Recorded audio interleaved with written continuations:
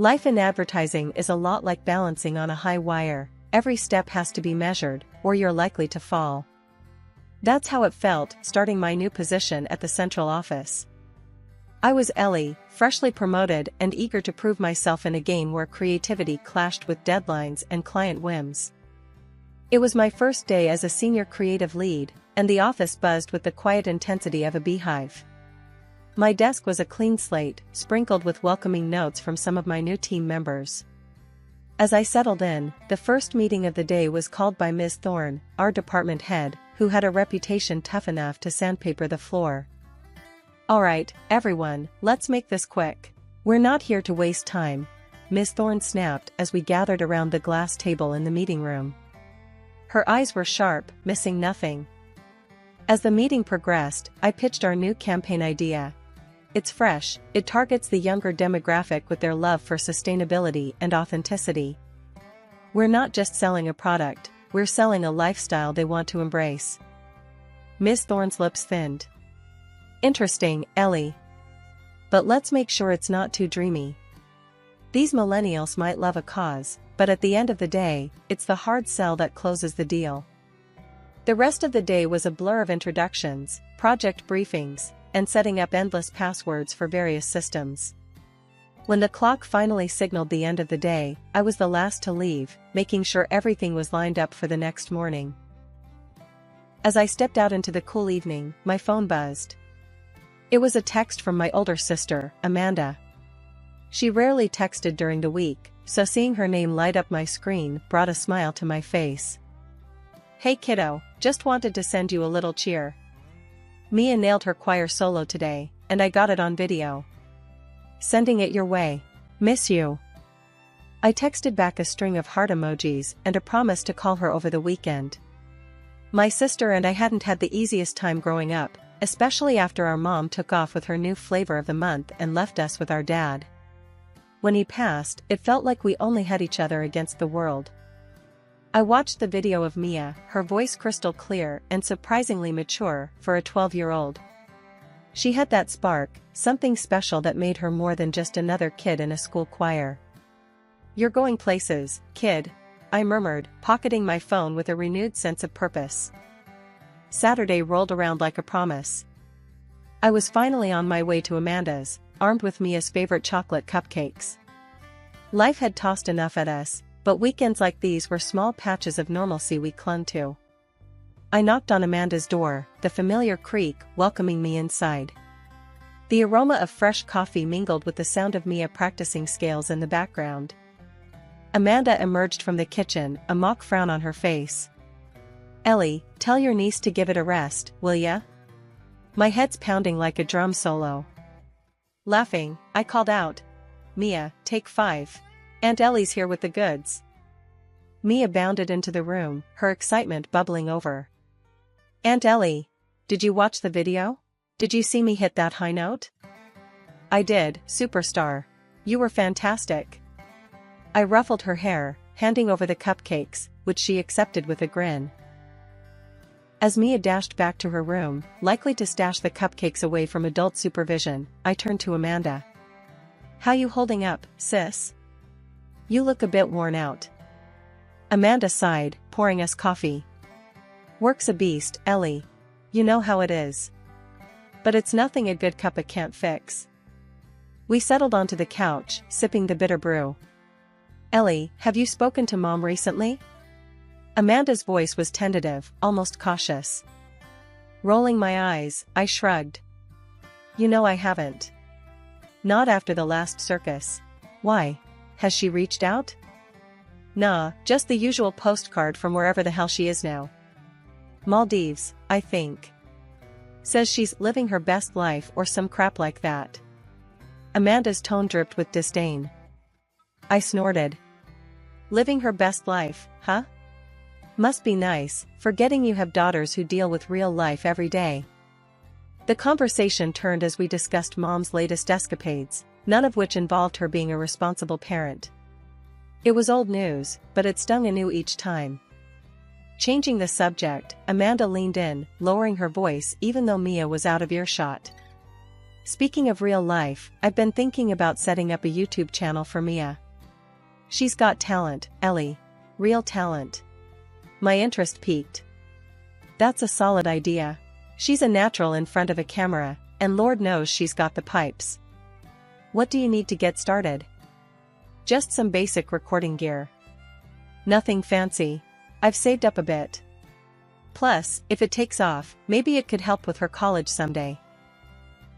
We spent the rest of the afternoon brainstorming for Mia's channel, our voices filled with an excitement that had been missing for too long. It wasn't just about the potential of a YouTube channel, it was about giving Mia something solid, something joyful to hold on to. Driving back to my place, I couldn't shake the feeling of warmth that only a day well spent with loved ones could bring. Despite the chaos of work, this, family, was what mattered. And I was ready to fight for it, come what may. 2 years flew by unnoticed: work, family, and work again. That Tuesday started like any other day at the office, with coffee that was too bitter and emails that were too many. But just before lunch, my world came crashing down with a single phone call. The hospital number flashed on my screen, and a cold sweat broke out across my back as I answered. Hello? Is this Eleanor Jenkins? A stern voice asked on the other end. Yes, speaking. What's wrong?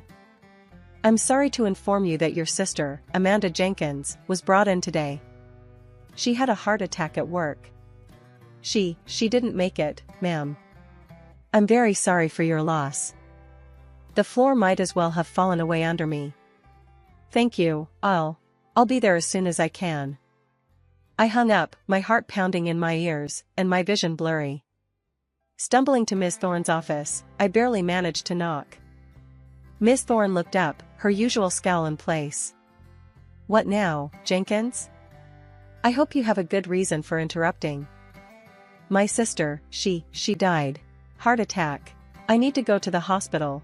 I managed to choke out, the words tasting bitter on my tongue. Her eyes narrowed, assessing me like I was a faulty cog in her machine. Jenkins, if you need time off again this month, I can't promise your job will be waiting.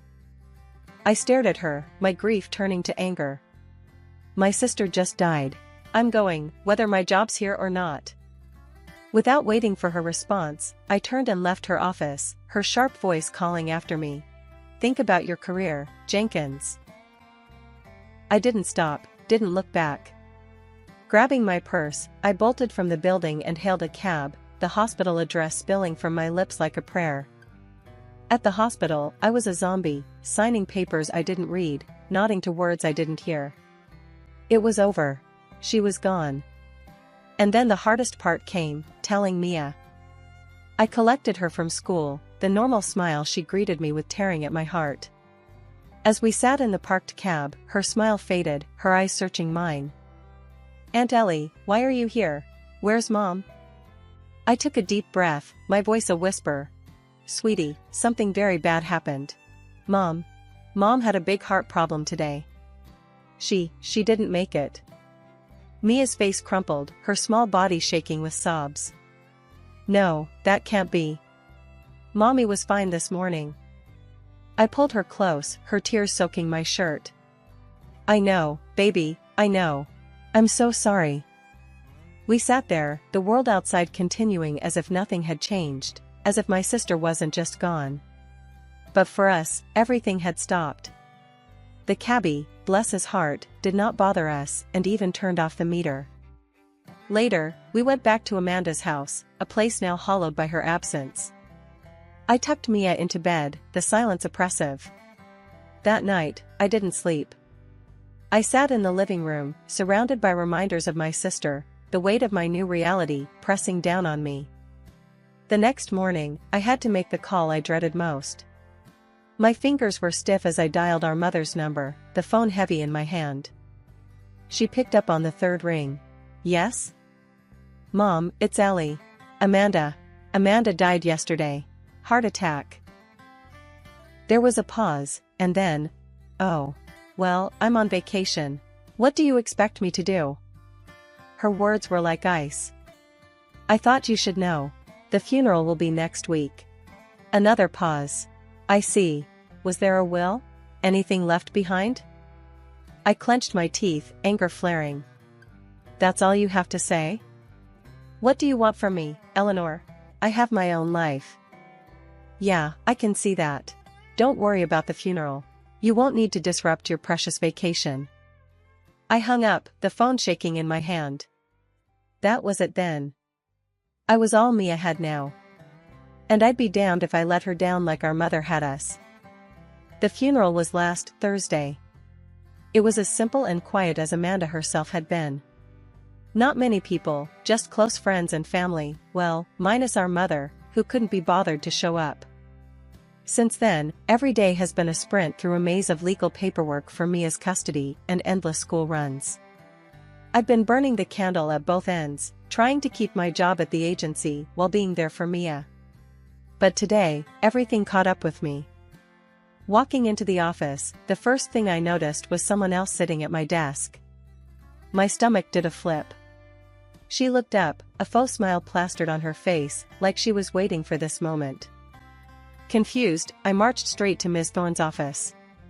She was expecting me, standing by the door with that look she has, like she knows something you don't. Ellie, come in. Have a seat. She gestured to the chair across from her desk, with a too-sweet tone. I didn't sit. Why is someone in my seat?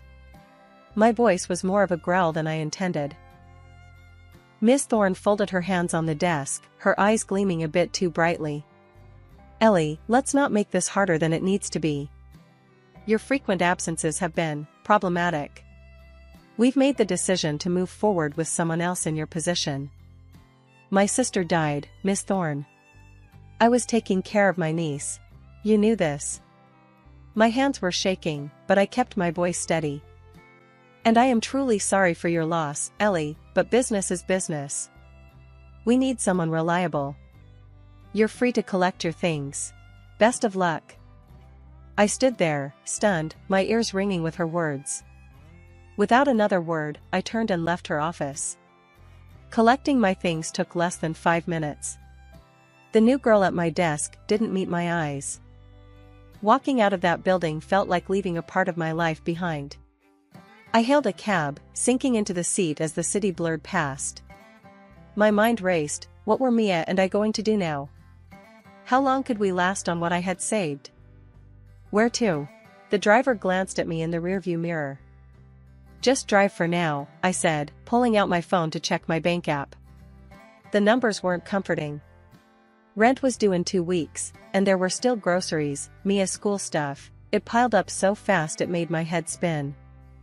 Walking through the door earlier than usual had Mia staring at me like I was a ghost. What's up, Aunt Ellie? Why are you home so early? I slumped into a chair, the weight of the day crushing down on me. Things are kind of messed up, kiddo. I lost my job today, and honestly, I'm not sure what we're going to do. Mia's eyes widened, her lips parting slightly as if to speak, but then she just turned and walked out of the room. The silence hung heavy until she came back, her arms struggling under the weight of her school backpack, which she dumped on the kitchen table. Zipper by zipper, she opened it and out spilled a mountain of dollars. My mouth dropped. Mia, where the heck did you get all this? She beamed, pride shining in her eyes. It's my money, Aunt Ellie. I earned it singing. Mom helped me set up a YouTube channel a couple of years ago. I've been posting videos of my songs. You what? I grabbed my laptop, pulling up the internet as she spelled out her channel name. The page loaded, and there it was, hundreds of thousands of subscribers, videos with views ticking into the millions, and comments piled up like treasure. Reading through the comments, I couldn't help but smile. Mia, this is incredible. You're a star. She shrugged, a bashful smile on her face. I just like singing. But I thought the money could help, especially now. I pulled her into a hug, my mind racing with possibilities. Help?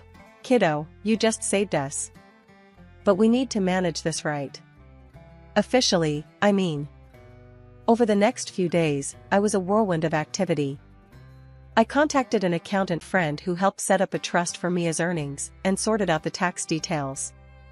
I officially registered myself as her manager to keep everything professional. With the business side tightened up, I dove into the creative. We brainstormed video ideas together, planned out a schedule, and I even reached out to vocal coaches to refine her already impressive skills.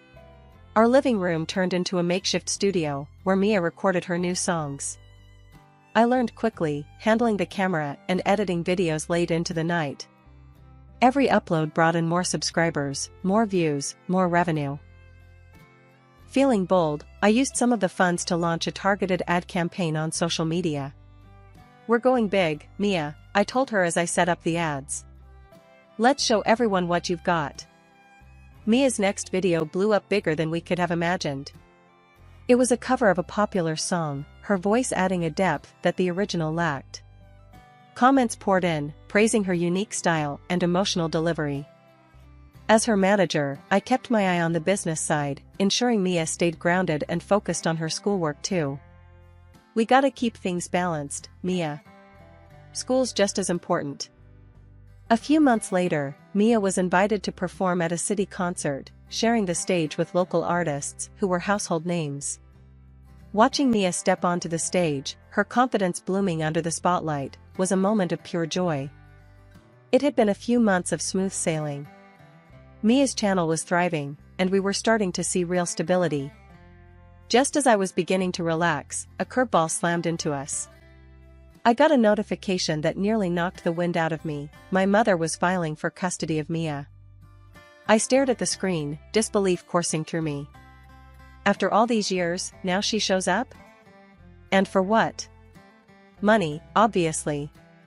It boiled my blood just thinking about it. I decided to call her, but not without hitting the record button on my phone first. I needed to capture every word. "Hello?" Her voice was as cold as I remembered. "Mom, it's Ellie. I got the notice about Mia. What are you playing at?" There was a pause, and then that all too familiar calculating tone. "Ellie, darling, let's not pretend. I know about Mia's little singing career. Seems like she's going to be quite the cash cow, huh?" I clenched my teeth, keeping my voice steady. "She's a child, Mom. And she's not a ticket to Easy Street. What do you actually want?" Her laugh chilled me. "Straight to the point, I like that. It's simple, really. You give me $300,000, and I'll walk away. If not, my lawyers will take a good hard look at how you've been exploiting her." I couldn't believe what I was hearing. This was extortion, plain and simple. "You won't get a dime from us, Mom. And you won't get Mia either." She laughed again, that terrible sound. "We'll see about that, darling," and then she hung up. The phone call left me reeling, but also crystal clear about what I had to do. I contacted a lawyer, a good one who came highly recommended for family court battles. Sitting down in his office, I laid out everything. "She wants to take Mia away from me, claim I'm exploiting her. It's all about the money for her." I recorded our call. He listened, nodding slightly. "This is good, it's a start. We'll need more, though. Documentation of Mia's career, her schedule, how you manage her earnings. Transparency is our best defense. Everything's been above board. I've kept detailed records and receipts," I reassured him. "Good. And I'll need to talk to Mia, too. She'll likely have to testify about her living conditions and her work." The thought of Mia having to stand up in court made my stomach turn, but I nodded. "I'll prepare her. We'll do whatever it takes." Over the next few weeks, we pulled together everything. Mia's school records, statements from her vocal coach, video logs, financial statements. Mr. Green was thorough, leaving no stone unturned. As the court date loomed, nerves settled in like unwelcome guests. But we were ready. I had to believe that the truth would win out, that the judge would see through my mother's greed. The courtroom was colder than I remembered any place ever being, and the chill wasn't just from the air conditioning. My mother and her new husband sat across from us, looking smug. As the judge called the room to order, my stomach was in knots. My mother was called to the stand first. Her performance was something else, tears, shaky voice, the works. I just want what's best for Mia. My daughter, Ellie, she's been forcing the child to work all hours, exploiting her for money. It's not a life for a young girl. I want to give her the stable home she deserves. Then it was our turn. My lawyer, Mr. Green, was calm and methodical. He laid out Mia's school records, showing her excellent attendance and grades. He presented logs of her work hours, well within legal limits for a child her age, and financial statements proving that the money from Mia's channel went into a trust solely for her use. As you can see, Your Honor, Mr. Green concluded, all allegations of exploitation are baseless. My client has gone above and beyond to ensure the well-being and proper management of her niece's talents and earnings. He then turned on the recording of the phone call I'd made to my mother. The courtroom was dead silent as her voice filled the space, her demand for money and her threats clear as day. My mother's face went white as a sheet when the recording ended. There was murmuring among the spectators. Mia then took the stand, her small voice steady and clear. I love my Aunt Ellie. She's taken care of me, made me feel safe after Mom passed. I want to stay with her. She's my family. The judge nodded, scribbling some notes. After what felt like an eternity, he finally spoke. Given the evidence presented, it's clear that the best interests of the child would not be served by changing her current living arrangements. The petition for custody by Mrs. Linda Jenkins is hereby denied. The gavel hit with a thud that echoed in the suddenly heavy air. My mother stormed out, her husband trailing behind her, both of their faces twisted in anger and defeat. Mia threw her arms around me, her relief palpable. We did it, Aunt Ellie. I hugged her back, my own relief flooding through me. Yes, we did, kiddo. I told you we would. 2 years have passed since the courthouse drama, and they've been the best years of my life. Mia and we've settled into a comfortable rhythm. She's not just thriving, she's shining, singing at concerts, charming thousands on YouTube, and growing up into someone truly special. One lazy Saturday morning, while we were planning out her next video shoot, Mia looked up from her bowl of cereal with a sparkle in her eyes. Aunt Ellie, you know, I've been thinking about college. I want to study music, really learn about it from the inside out. I smiled, handing her a glass of juice. That's a great idea, kiddo. We've got your college fund all set up. Whatever you want to study, you can. Mia's grin widened. Thanks, Aunt Ellie. You always make things possible. Well, that's my job, isn't it? Keeping our dreams on track. I tousled her hair as she giggled, then the conversation shifted, as it often did these days, to more personal matters. So, how are things with Tom? Mia asked, a mischievous twinkle in her eye. I blushed, a smile creeping up on my face. Actually, pretty amazing. We're getting married, Mia. Her eyes went wide. Seriously? That's awesome. Can I be your bridesmaid? Of course, you goof. I wouldn't have it any other way. I chuckled, feeling a warmth spread through me at the thought of the upcoming wedding. Tom had come into my life at a time when I thought all I'd be doing was fighting fires, both at work and home.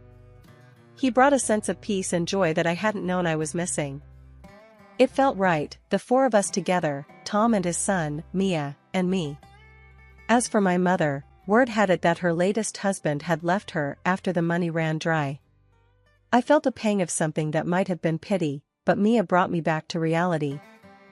You okay, Aunt Ellie? She asked, noticing my momentary silence. I squeezed her hand, shaking off the shadows of the past. Yeah, kiddo, I'm just thinking about how far we've come. And how we've got each other, which is all we really need. Mia leaned into my side, a content sigh escaping her. Yeah, we do. And now you've got Tom and Jack, too. It's funny how life works out. 2 years ago, I was scared, unsure of the future, fighting to keep Mia safe and happy. Now, here we were, planning a wedding, looking at colleges, and living a life full of love and laughter. That evening, as I sat on the porch watching the sunset, Tom came up behind me, wrapping his arms around my waist. You look happy, he murmured into my hair. I am. I really am, I replied, leaning back into his embrace. Life's turned out better than I could have hoped. With Mia's laughter floating out from her room where she was probably choosing songs for her next concert, and Tom's steady presence at my side, I knew this was exactly where I was meant to be. Moving forward, one beautiful, ordinary day at a time,